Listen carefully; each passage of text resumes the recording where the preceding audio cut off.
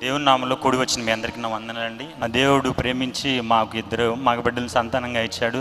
అయితే నా సాక్ష్యం ఏంటంటే, ఒక 2 months బ్యాక్ మా పెద్ద బాబు 2.5 years ఉంటుందండి.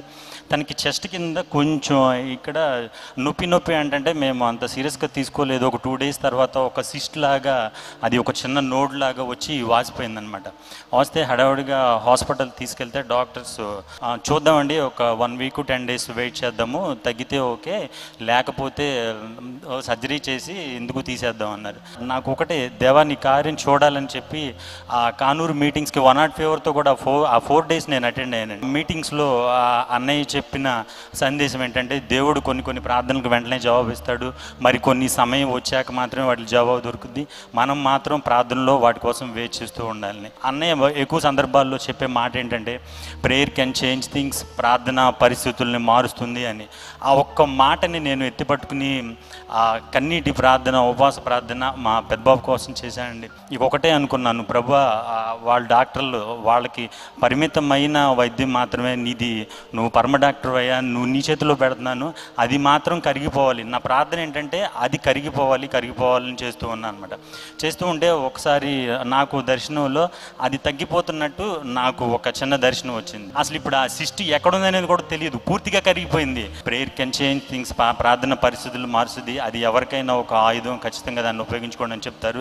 ఆ మాటలు నిజంగా మా జీవితంలో ఎంతో ప్రేరణ ఇచ్చాయి. ఆ మీటింగ్స్ టైంలో బాగా అన్నయ్య ఆల్మోస్ట్ 4 రోజులు ఖచ్చితంగా ప్రేయర్ చేయించుకున్నాం. గట్టిగా చెప్పకూడదు. ఇతను పెద్దబాబు అండి, తను చిన్నబాబు. సో ఈ కార్యం చేసిన దేవుడికి నేను కృతజ్ఞతలు చెల్లించుకుంటూ సమస్త ఘనత మహిమ ప్రభునామంకే చెల్లింది. అందరికీ శుభవార్త. ప్రతి ఆదివారం 10,000 మంది ఒక చోట చేరి దేవుణ్ణి ఆరాధిస్తున్న జీవం గల దేవుని సంఘం. స్వస్థత, విడుదల, అభిషేకం పొందాలనుకుంటున్నారా? దురాత్మ శక్తుల నుంచి విడుదల కావాలా? ఆర్థిక ఇబ్బందుల నుంచి విడుదల కావాలా? సంతానలేమితో బాధపడుతున్నారా? కుటుంబ సంక్షేమం కొరకు ప్రత్యేక ప్రార్థనలు కోరుకుంటున్నారా? శాంతి లేక ఆత్మహత్య చేసుకోవాలనుకుంటున్నారా? నిజమైన ఖచ్చితమైన వాక్యం చేత బలపడాలని ఆశిస్తున్నట్టయితే రండి. క్రైస్ట్ టెంపుల్ మీ కొరకే.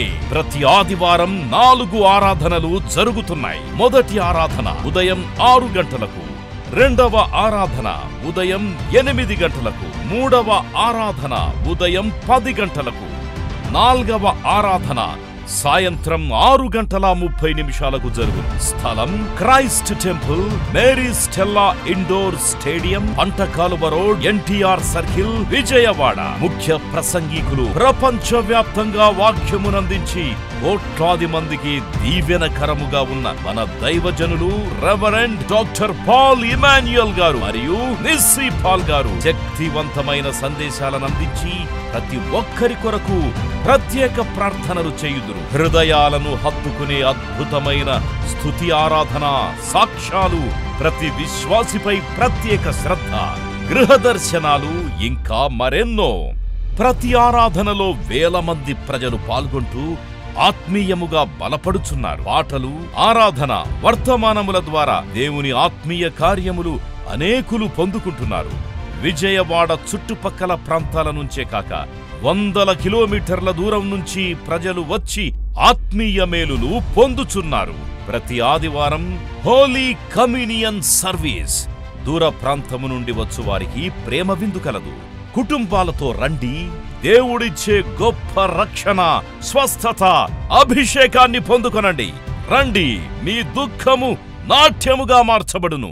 మరిన్ని వివరాలకు సంప్రదించండి 88 6276 777.